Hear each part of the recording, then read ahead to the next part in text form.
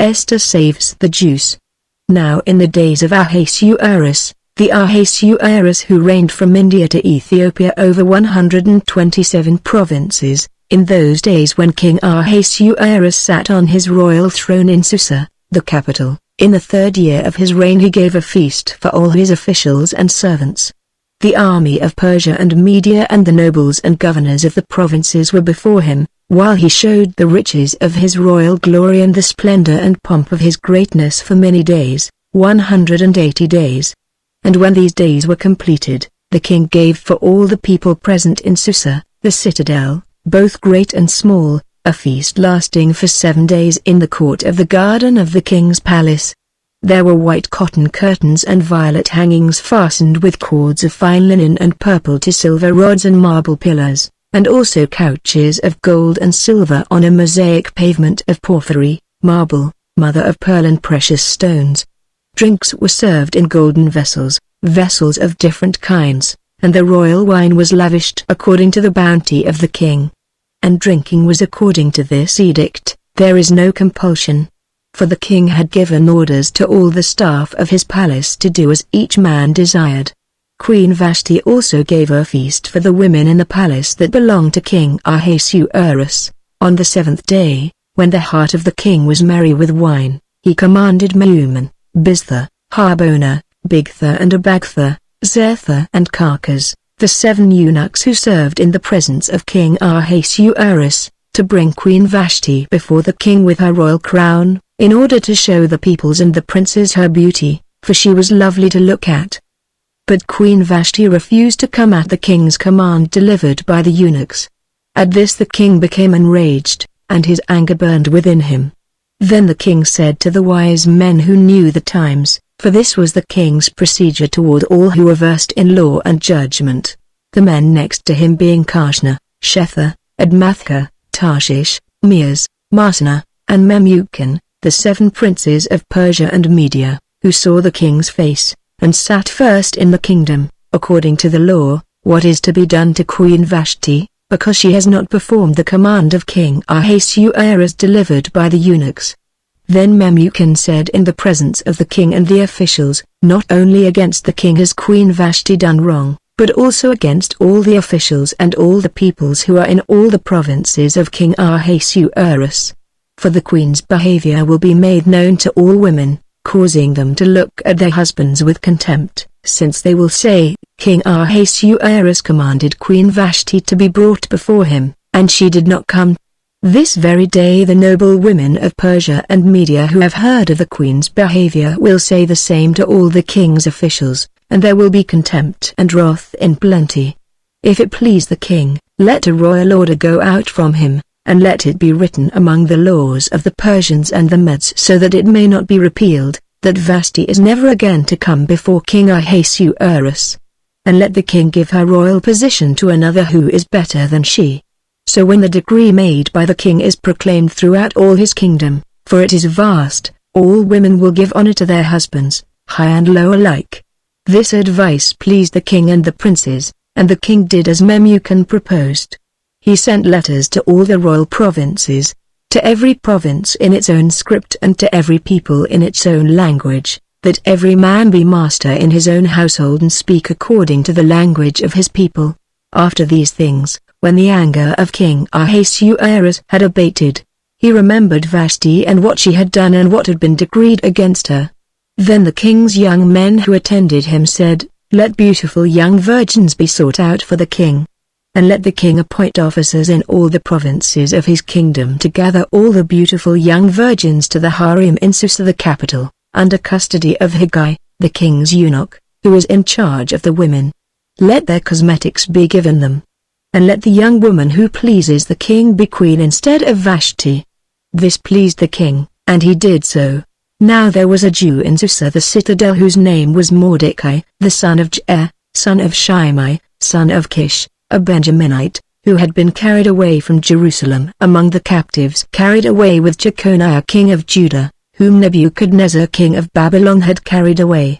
He was bringing up Hadassah, that is Esther, the daughter of his uncle, for she had neither father nor mother.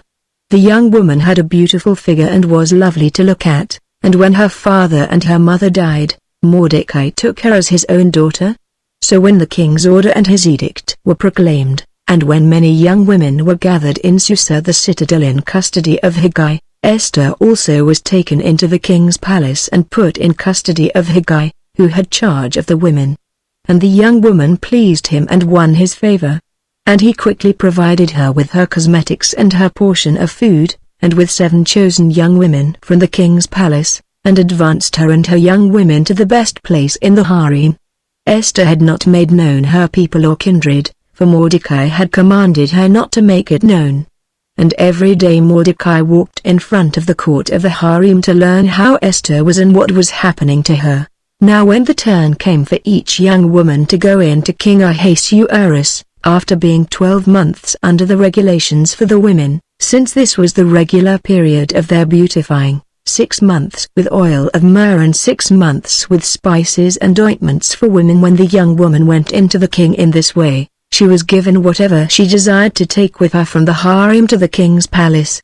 In the evening she would go in, and in the morning she would return to the second harem in custody of Shashgaz, the king's eunuch, who was in charge of the concubines. She would not go into the king again, unless the king delighted in her and she was summoned by name. When the turn came for Esther the daughter of Abihail the uncle of Mordecai, who had taken her as his own daughter, to go in to the king, she asked for nothing except what Hegai the king's eunuch, who had charge of the women, advised. Now Esther was winning favor in the eyes of all who saw her. And when Esther was taken to King Ahasuerus, into his royal palace, in the 10th month, which is the month of Tebeth, in the 7th year of his reign, the king loved Esther more than all the women, and she won grace and favor in his sight more than all the virgins, so that he set the royal crown on her head and made her queen instead of Vashti. Then the king gave a great feast for all his officials and servants. It was Esther's feast. He also granted a remission of taxes to the provinces and gave gifts with royal generosity. Now when the virgins were gathered together the second time, Mordecai was sitting at the king's gate. Esther had not made known her kindred or her people, as Mordecai had commanded her, for Esther obeyed Mordecai just as when she was brought up by him. In those days, as Mordecai was sitting at the king's gate, Bigthan and Teresh, 2 of the king's eunuchs, who guarded the threshold, became angry and sought to lay hands on King Ahasuerus. And this came to the knowledge of Mordecai, and he told it to Queen Esther, and Esther told the king in the name of Mordecai. When the affair was investigated and found to be so, the men were both hanged on the gallows. And it was recorded in the book of the Chronicles in the presence of the king. After these things King Ahasuerus promoted Haman the Agagite, the son of Hammedatha, and advanced him and set his throne above all the officials who were with him. And all the king's servants who were at the king's gate bowed down and paid homage to Haman, for the king had so commanded concerning him. But Mordecai did not bow down or pay homage. Then the king's servants who were at the king's gate said to Mordecai, "Why do you transgress the king's command?" And when they spoke to him day after day and he would not listen to them, they told Haman, in order to see whether Mordecai's words would stand, for he had told them that he was a Jew. And when Haman saw that Mordecai did not bow down or pay homage to him, Haman was filled with fury. But he disdained to lay hands on Mordecai alone. So, as they had made known to him the people of Mordecai, Haman sought to destroy all the Jews, the people of Mordecai, throughout the whole kingdom of Ahasuerus. In the 1st month, which is the month of Nisan, in the 12th year of King Ahasuerus, they cast that is, they cast lots, before Haman day after day, and they cast it month after month till the 12th month, which is the month of Adar. Then Haman said to King Ahasuerus, "There is a certain people scattered abroad and dispersed among the peoples in all the provinces of your kingdom. Their laws are different from those of every other people, and they do not keep the king's laws, so that it is not to the king's profit to tolerate them. If it please the king, let it be decreed that they be destroyed, and I will pay 10,000 talents of silver into the hands of those who have charge of the king's business, that they may put it into the king's treasuries." So the king took his signet ring from his hand and gave it to Haman the Agagite. the son of Hammedatha, the enemy of the Jews. And the king said to Haman, "The money is given to you, the people also, to do with them as it seems good to you." Then the king's scribes were summoned on the 13th day of the first month, and an edict, according to all that Haman commanded, was written to the king's satraps and to the governors over all the provinces and to the officials of all the peoples, to every province in its own script and every people in its own language. It was written in the name of King Ahasuerus and sealed with the king's signet ring. Letters were sent by couriers to all the king's provinces with instruction to destroy, to kill, and to annihilate all Jews, young and old, women and children, in one day, the 13th day of the 12th month, which is the month of Adar, and to plunder their goods. A copy of the document was to be issued as a decree in every province by proclamation to all the peoples to be ready for that day. The couriers went out hurriedly by order of the king, and the decree was issued in Susa the citadel. And the king and Haman sat down to drink, but the city of Susa was thrown into confusion. When Mordecai learned all that had been done, Mordecai tore his clothes and put on sackcloth and ashes, and went out into the midst of the city, and he cried out with a loud and bitter cry. He went up to the entrance of the king's gate, for no one was allowed to enter the king's gate clothed in sackcloth.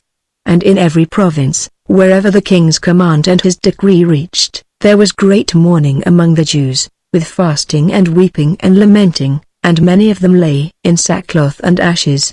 When Esther's young women and her eunuchs came and told her, the queen was deeply distressed. She sent garments to clothe Mordecai, so that he might take off his sackcloth, but he would not accept them. Then Esther called for Hathach, one of the king's eunuchs, who had been appointed to attend her, and ordered him to go to Mordecai to learn what this was and why it was. Hathach went out to Mordecai in the open square of the city in front of the king's gate, and Mordecai told him all that had happened to him, and the exact sum of money that Haman had promised to pay into the king's treasuries for the destruction of the Jews. Mordecai also gave him a copy of the written decree issued in Susa from their destruction, that he might show it to Esther and explain it to her and command her to go to the king to beg his favor and plead with him on behalf of her people. And Hathach went and told Esther what Mordecai had said. Then Esther spoke to Hathach and commanded him to go to Mordecai and say, "All the king's servants and the people of the king's provinces know that if any man or woman goes to the king inside the inner court without being called, there is but one law to be put to death, except the one to whom the king holds out the golden scepter so that he may live. But as for me, I have not been called to come into the king these 30 days. And they told Mordecai what Esther had said. Then Mordecai told them to reply to Esther, "Do not think to yourself that in the king's palace you will escape any more than all the other Jews. For if you keep silent at this time, relief and deliverance will rise for the Jews from another place, but you and your father's house will perish. And who knows whether you have not come to the kingdom for such a time as this?" Then Esther told them to reply to Mordecai, "Go, gather all the Jews to be found in Susa, and hold a fast on my behalf, and do not eat or drink for 3 days, night or day. I and my young women will also fast as you do. Then I will go to the king, though it is against the law, and if I perish, I perish." Mordecai then went away and did everything as Esther had ordered him. On the 3rd day Esther put on her royal robes and stood in the inner court of the king's palace, in front of the king's quarters, while the king was sitting on his royal throne inside the throne room opposite the entrance to the palace. And when the king saw Queen Esther standing in the court, she won favor in his sight, and he held out to Esther the golden scepter that was in his hand. Then Esther approached and touched the tip of the scepter. And the king said to her, "What is it, Queen Esther? What is your request? It shall be given you, even to the half of my kingdom." And Esther said, "If it please the king, let the king and Haman come today to a feast that I have prepared for the king." Then the king said, "Bring Haman quickly, so that we may do as Esther has asked." So the king and Haman came to the feast that Esther had prepared. And as they were drinking wine after the feast, the king said to Esther, "What is your wish? It shall be granted you. And what is your request? Even to the half of my kingdom, it shall be fulfilled." Then Esther answered, "My wish and my request is, if I have found favor in the sight of the king, and if it please the king to grant my wish and fulfill my request, let the king and Haman come to the feast that I will prepare for them, and tomorrow I will do as the king has said." And Haman went out that day joyful and glad of heart. But when Haman saw Mordecai in the king's gate, that he neither rose nor trembled before him, he was filled with wrath against Mordecai. Nevertheless, Haman restrained himself and went home, and he sent and brought his friends and his wife Zeresh. And Haman recounted to them the splendor of his riches, the number of his sons, all the promotions with which the king had honored him, and how he had advanced him above the officials and the servants of the king. Then Haman said, "Even Queen Esther, let no one but me come with the king to the feast she prepared. And tomorrow also I am invited by her together with the king. Yet all this is worth nothing to me, so long as I see Mordecai the Jew sitting at the king's gate." Then his wife Zeresh and all his friends said to him, "Let a gallows 50 cubits high be made, and in the morning tell the king to have Mordecai hanged upon it. Then go joyfully with the king to the feast." This idea pleased Haman, and he had the gallows made. On that night the king could not sleep.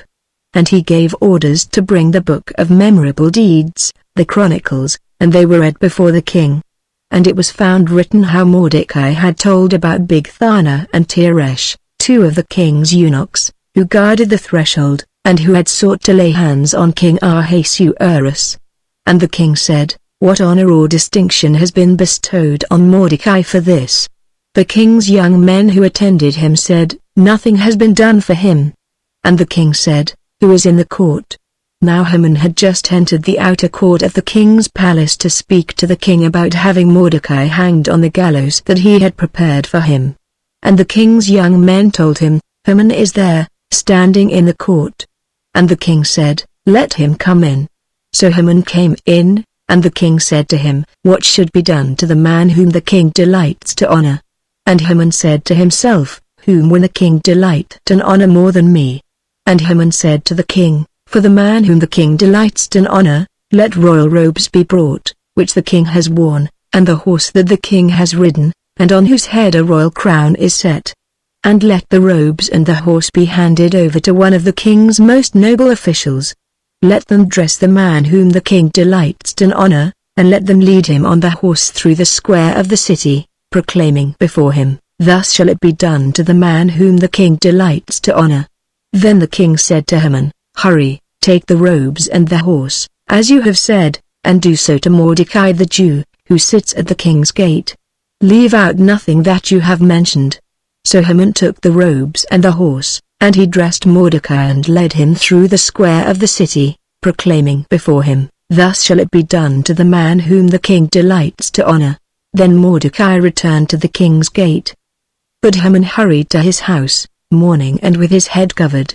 And Haman told his wife Zeresh and all his friends everything that had happened to him. Then his wise men and his wife Zeresh said to him, "If Mordecai, before whom you have begun to fall, is of the Jewish people, you will not overcome him but will surely fall before him." While they were yet talking with him, the king's eunuchs arrived and hurried to bring Haman to the feast that Esther had prepared. So the king and Haman went in to feast with Queen Esther. And on the second day, as they were drinking wine after the feast, the king again said to Esther, "What is your wish, Queen Esther? It shall be granted you. And what is your request? Even to the half of my kingdom, it shall be fulfilled." Then Queen Esther answered, "If I have found favor in your sight, O king, and if it please the king, let my life be granted me for my wish, and my people for my request. For we have been sold, I and my people, to be destroyed, to be killed, and to be annihilated. If we had been sold merely as slaves, men and women, I would have been silent, for our affliction is not to be compared with the loss to the king." Then King Ahasuerus said to Queen Esther, "Who is he, and where is he, who has dared to do this?" And Esther said, "A foe and enemy. This wicked Haman." Then Haman was terrified before the king and the queen. And the king arose in his wrath from the wine drinking and went into the palace garden. But Haman stayed to beg for his life from Queen Esther, for he saw that harm was determined against him by the king. And the king returned from the palace garden to the place where they were drinking wine, as Haman was falling on the couch where Esther was. And the king said, "Will he even assault the queen in my presence, in my own house?" As the word left the mouth of the king, they covered Haman's face. Then Harbona, one of the eunuchs in attendance on the king, said, "Moreover, the gallows that Haman has prepared for Mordecai, whose word saved the king, is standing at Haman's house, 50 cubits high." And the king said, "Hang him on that." So they hanged Haman on the gallows that he had prepared for Mordecai. Then the wrath of the king abated. On that day King Ahasuerus gave to Queen Esther the house of Haman, the enemy of the Jews. And Mordecai came before the king, for Esther had told what he was to her. And the king took off his signet ring, which he had taken from Haman, and gave it to Mordecai. And Esther set Mordecai over the house of Haman. Then Esther spoke again to the king. She fell at his feet and wept and pleaded with him to avert the evil plan of Haman the Agagite and the plot that he had devised against the Jews. When the king held out the golden scepter to Esther, Esther rose and stood before the king. And she said, "If it please the king, and if I have found favor in his sight, and if the thing seems right before the king, and I am pleasing in his eyes, let an order be written to revoke the letters devised by Haman the Agagite, the son of Hammedatha, which he wrote to destroy the Jews who are in all the provinces of the king. For how can I bear to see the calamity that is coming to my people? Or how can I bear to see the destruction of my kindred?" Then King Ahasuerus said to Queen Esther and to Mordecai the Jew, "Behold, I have given Esther the house of Haman, and they have hanged him on the gallows, because he intended to lay hands on the Jews. But you may write as you please with regard to the Jews, in the name of the king, and seal it with the king's ring, for an edict written in the name of the king and sealed with the king's ring cannot be revoked." The king's scribes were summoned at that time, in the 3rd month, which is the month of Shivan, on the 23rd day. And an edict was written, according to all that Mordecai commanded concerning the Jews, to the satraps and the governors and the officials of the provinces from India to Ethiopia, 127 provinces, to each province in its own script and to each people in its own language, and also to the Jews in their script and their language. And he wrote in the name of King Ahasuerus and sealed it with the king's signet ring.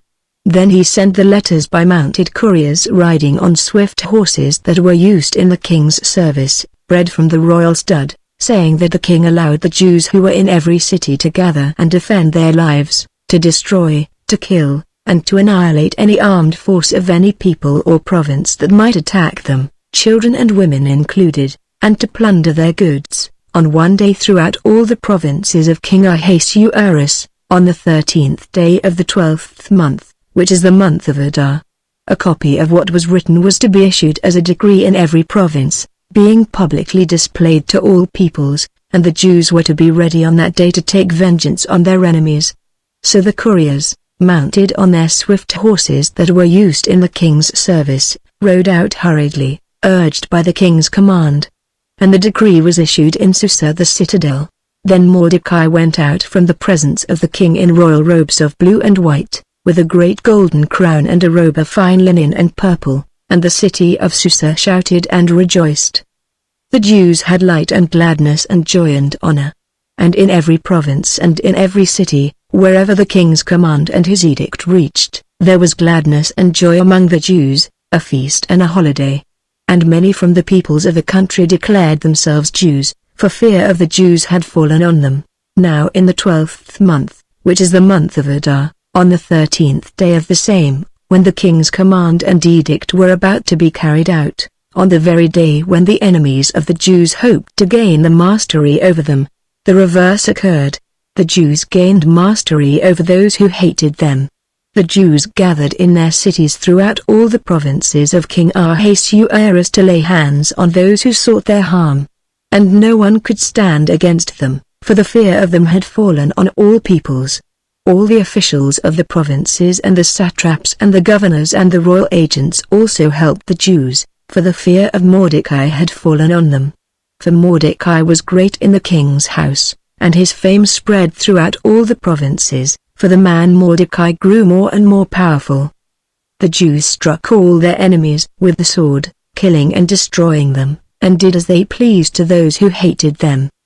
In Susa the citadel itself the Jews killed and destroyed 500 men, and also killed Pashandathu and Dalphon and Aspathu and Porathu and Adalia and Aridatu and Parmashtu and Arisai and Aridai and Vaizata, the 10 sons of Haman the son of Hammedatha, the enemy of the Jews, but they laid no hand on the plunder. That very day the number of those killed in Susa the citadel was reported to the king. And the king said to Queen Esther, "In Susa the citadel the Jews have killed and destroyed 500 men and also the 10 sons of Haman. What then have they done in the rest of the king's provinces? Now what is your wish? It shall be granted you.